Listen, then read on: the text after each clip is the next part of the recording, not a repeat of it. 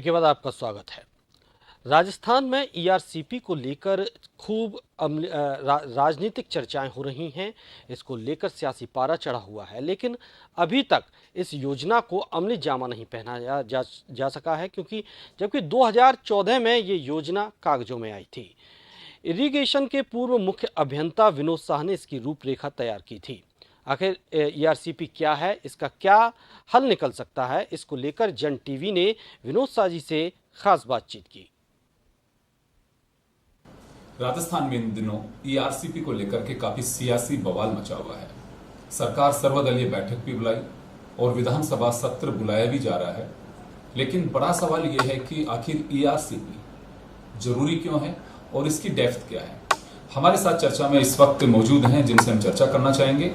ERCP की मूल भावना क्या थी और क्यों लेकर के आए थे, या कहूं कि जहां से इस शब्द का उद्गम हुआ वहीं उन शख्सियत के साथ आज हमें विनोद शाह साहब के साथ में रिटायर्ड चीफ इंजीनियर इरिगेशन है, जिन्होंने ईआरसीपी की भावना रखी और जिन्होंने ये कहूं कि कैसे ये फिजिबल हो सकता है और राजस्थान की हरियाली कैसे वापसी कर सकती है, उसको लेकर चर्चा करेंगे।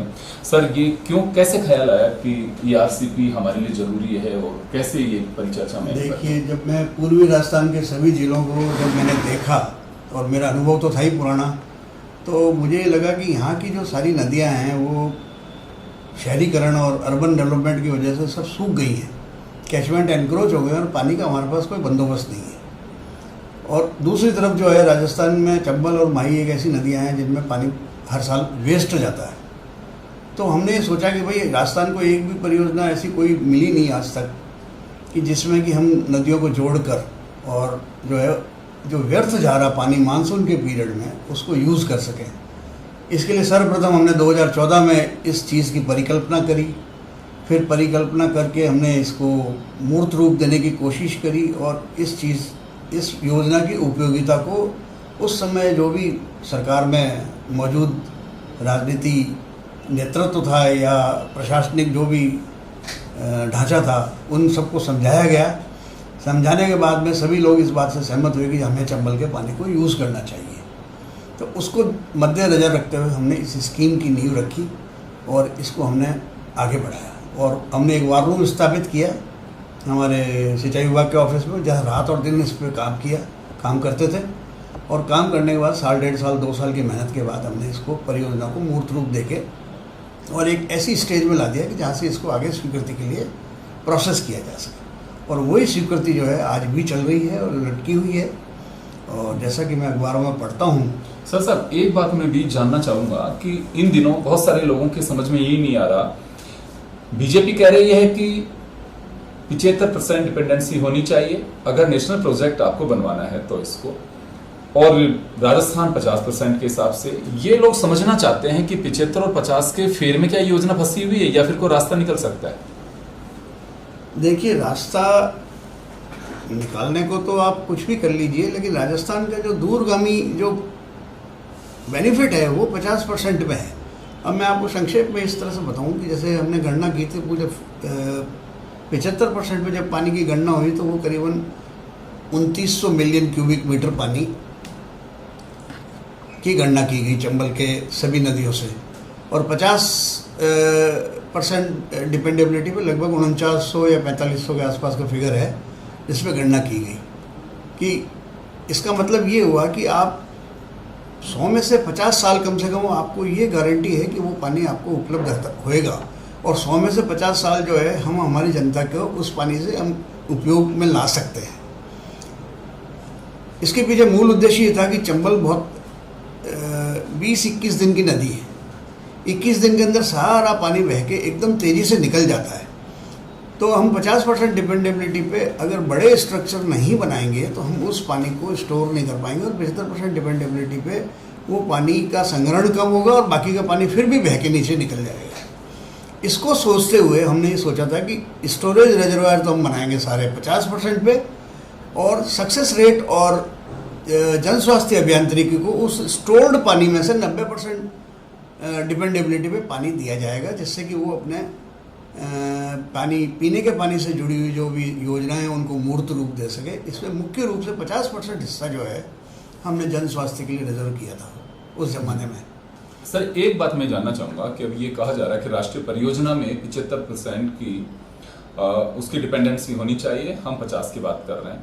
ये किसी गाइडलाइन में या फिर कोई रूल्स के अंदर है कि जो एमपी का ऑब्जेक्शन है, कमलनाथ जी के पत्र का कई बार हवाला दिया जाता है, आप लोगों के उस वक्त ध्यान में होगा, तो कोई टेक्निकल खामी है इसमें? देखिए, मैं शायद पूर्व में भी एक दो जगह इस तरह की चर्चा हो चुकी है और मैं बता चुका हूँ कि इसमें एमपी को किसी भी प्रकार का कोई भी ऐतराज़ नहीं होना चाहिए। एमपी का और राजस्थान का सिर्फ जो एग्रीमेंट है उसमें सिर्फ ये है कि यदि हम एमपी का 10% से ज़्यादा कैचमेंट का पानी का असेसमेंट करते हैं तो एमपी से परमिशन लिया जाना आवश्यक है। रही बात 75% और 50% पानी को यूज़ करने की, तो उस पर तो एमपी को बोलने का हक ही नहीं है। ये काम केंद्र सरकार का है कि वो देखेगी 50 लेना है या 75 लेना है या 90 लेना है, कितना लेना है। एमपी को इससे कोई मतलब नहीं होना चाहिए। दूसरी बात, जहाँ हम स्टोरेज रिजर्वायर बना रहे हैं वो एमपी के नीचे है। इसके बाद में धौलपुर होते हुए पानी यूपी से होता हुआ सिर्फ यमुना में जा रहा है। एमपी के हितों पर हमारी इस योजना से कोई भी विपरीत प्रभाव नहीं पड़ेगा। अगर हम राजनीतिक दृष्टिकोण से या प्रशासनिक दृष्टिकोण से भी देखें तो हमने बिल्कुल हमारे जो नियम हैं, गाइडलाइन हैं और जो हमारा एग्रीमेंट है, जिसको कि लीगल डॉक्यूमेंट कहा जा सकता है, उसके अनुसार ही इस परियोजना को मूर्त रूप दिया है। तो आपके हिसाब से लग रहा है कि अगर नियत की कहीं पे वो है, या कहूँ कि ऐसा कोई इशू नहीं है जिसमें ये अड़ंगा लगाया जा सके कि 75% की डिपेंडेंसी होनी चाहिए या फिर उसको यूटिलाइजेशन जो होना चाहिए 75% का हो, कोई रूल्स के तहत नहीं है ना। एमपी का ऑब्जेक्शन जो है वो जायज़ है, आप उसे खारिज कर रहे हैं? जी हाँ, मैं बिल्कुल साफ तौर पर इसको खारिज करता हूँ। और भारत सरकार को, राजस्थान एक सूखा प्रदेश है, राजस्थान की परिस्थितियों के अनुसार विवेकपूर्ण निर्णय करना चाहिए। 75% का कोई भारत सरकार के यहाँ भी कोई ऐसा कोई कानून नहीं है। ये एक सिंपली एक विचारधारा है, गाइडलाइन है जो कि सब जगह यूज़ हो रही। उसी गाइडलाइन को पकड़ के केंद्रीय जल आयोग के हमारे जो इंजीनियर्स हैं, टेक्नोक्रेट्स हैं, वो लेके बैठे हुए हैं और उनकी सलाह के आधार पर राजनीतिक इस पर दृष्टिकोण रखा जाता है, जबकि ऐसा नहीं है। मैं आपको एग्जाम्पल के तौर पर बताऊं, ये जो जायका परियोजना चल रही है, जापान वित्त पोषित, इसमें मैं केंद्रीय जल आयोग से ही हमारे तालाब सक्सेस रेट के हिसाब से 50% पानी के संग्रहण के आधार पर स्वीकृत करा के लाए हम लोग। यही वो केंद्रीय जल आयोग है जिसने हमें जायका भी स्वीकृत करके दिया है। क्योंकि वही 90-10 का रेशो उसमें नहीं, वो पूरा लोन है जायका से जी। पर लोन के लिए कोई भी अगर स्कीम जाती है तो भारत सरकार की एजेंसी केंद्रीय जल आयोग से उसकी स्वीकृति लिया जाना आवश्यक होता है। जी सर, कोई ऐसी परियोजना है जिसके लिए ये माना जा सके कि 90-10 के रेशो में भी है और डिपेंडेंसी जिनकी 75% है उससे नीचे नहीं है? क्योंकि राष्ट्रीय परियोजना है तो 90% पैसा आपको मिलेगा, लेकिन ये दावा किया जा रहा है कि एक भी योजना 50% की डिपेंडेंसी पे नहीं है। जी नहीं है। मेरे को जहाँ तक जानकारी है कि ऐसी परियोजना शायद राजस्थान की जो परियोजना है वो अपने आप में पूरी देश की अनूठी परियोजना साबित होगी भविष्य में। हो सकता है, मेरी पूरी जानकारी में नहीं है, लेकिन जो पूर्व में जो 16 परियोजनाएं स्वीकृत हुई हैं जिसमें राजस्थान हिस्सेदार नहीं है, उनमें शायद कोई परियोजना है या नहीं है, इसकी मुझे बहुत ज़्यादा जानकारी नहीं है। लेकिन जहाँ तक मुझे ध्यान है कि नहीं है। पर राजस्थान की भौगोलिक स्थिति बिल्कुल उन अन्य 16 परियोजनाओं के विपरीत है, तो हमें हमारी भौगोलिक दृष्टि के अनुसार ही कार्य करना है और उसी के हिसाब से हमें तकनीकी मापदंड तय किए जाने चाहिए। सर, जब ये आपने एक्सरसाइज की थी तो उस वक्त सोचा था कि ये सब कुछ होगा और इसका रिजल्ट ये निकलेगा? क्योंकि आप उसके मूल जुड़ रहे हैं, आपने बहुत मेहनत की है जिस तरह से मैंने सुना है, तो अभी क्या सोचते हैं आप? जी, 50% डिपेंडेबिलिटी में हमें पूरा अंदाजा था कि केंद्रीय जल आयोग के ऐतराज़ लगेंगे। और जब मेरा कार्यकाल था तो मैं बिल्कुल निश्चिंत था और कॉन्फिडेंट था कि मैं इसको करा लूँगा केंद्रीय जल आयोग से, क्योंकि बहुत सी चीज़ें तकनीकी लेवल पे डिस्कशन से, और या तो आप मेरे से सहमत हो जाएं या मैं आपसे सहमत हो जाऊं, यही होता है। तो चर्चा करके मुझे पूरा कॉन्फिडेंस था कि जैसे मैं और योजनाएं करा के लाया स्वीकृत केंद्रीय जल आयोग से, इसको भी करा लूँगा। इसी को ध्यान में रखते हुए जो है हमने परियोजना को आगे बढ़ाया। फिर मेरे सेवानिवृत्ति के बाद इसमें केंद्रीय जल आयोग में क्या इसकी प्रोग्रेस है इसकी मुझे जानकारी नहीं है, लेकिन मैं बिल्कुल कॉन्फिडेंट हूँ कि इस परियोजना को केंद्रीय जल आयोग से हमारे तकनीकी अधिकारी बैठ के चर्चा करके स्वीकृत करा सकें। आवश्यकता है हमें दिल्ली जाकर कैंप करके उनके साथ क्योंकि पहले भी जब योजना बनी थी तो हमने लगभग 6 महीने वहाँ कैंप किया। मैं रोज जयपुर आता था, रोज वापस जाता था, कैंप करता था, दिन में केंद्रीय जल आयोग का काम करता था, रात में आके हमारे यहाँ के जो शासन के कार्य हैं वो निपटाता था, फिर वापस जाता था। ऐसा सिलसिला हमने 6 महीने तक चलाया। तो जाके राजस्थान को ये परियोजनाएं मिली, जायका है या आज हनुमानगढ़ की परियोजना। इसी तरह इस परियोजना के लिए डेडिकेटेड एफर्ट्स की तो आवश्यकता है। जी सर, क्योंकि ये सौभाग्य की बात है कि केंद्रीय जल संसाधन मंत्री गजेंद्र सिंह शेखावत राजस्थान के, मुख्यमंत्री अशोक गहलोत तो मुख्यमंत्री हैं ही राजस्थान के, दोनों कहते हैं कि हम चाहते हैं और राजस्थान का भला होना चाहिए। गजेंद्र सिंह कहते हैं कि बिल्कुल मिलना चाहिए राजस्थान को पानी, मुख्यमंत्री कह रहे हैं कि केंद्र मदद करे। कभी सर आपसे किसी ने सलाह ली कि इसमें कैसे निकल सकता है रास्ता, क्योंकि आपने पूरी इसमें मेहनत की है, वहाँ हर किसी को मालूम भी होगा, और श्रीराम वैदेरे साहब के साथ आपने भी काम किया, अभी वो वहाँ पे केंद्र में बैठे हुए हैं, तो कभी कोई चर्चा रही सर आपसे भी कि हाँ क्या रास्ता निकल सकता है इसका?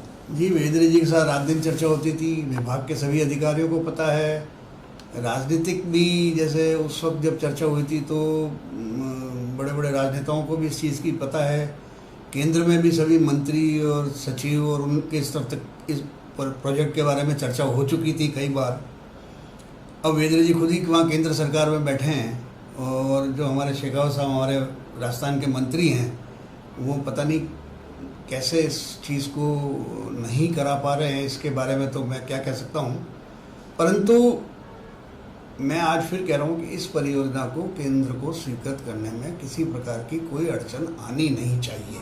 कोई भी कानूनी या ऐसा कोई दावपेच नहीं है जिससे कि इस परियोजना को स्वीकृति के बाद किसी अन्य ट्राइब्यूनल या कानूनी दावपेच में फंसना पड़े। और बिल्कुल राजस्थान का हक बनता है कि हमें एक केंद्रीय परियोजना मिले। पूरे भारत में जब आप 16 परियोजनाएं दे रहे हो, 50-50 हज़ार की तेलंगाना को दे रहे हो, तो राजस्थान जैसे सूखे प्रदेश पे केंद्र सरकार का ये मेरे हिसाब से उपेक्षित रवैया है।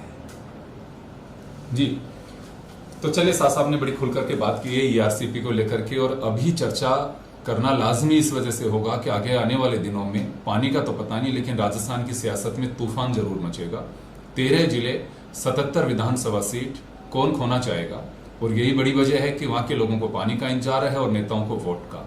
लेकिन बड़ा सवाल यह है कि क्या इसका कोई रास्ता निकल पाएगा चुनाव से पहले, या शिलान्यास, भूमि पूजन, वहां के लोगों से वादे इरादे सब यही चलते रहेंगे?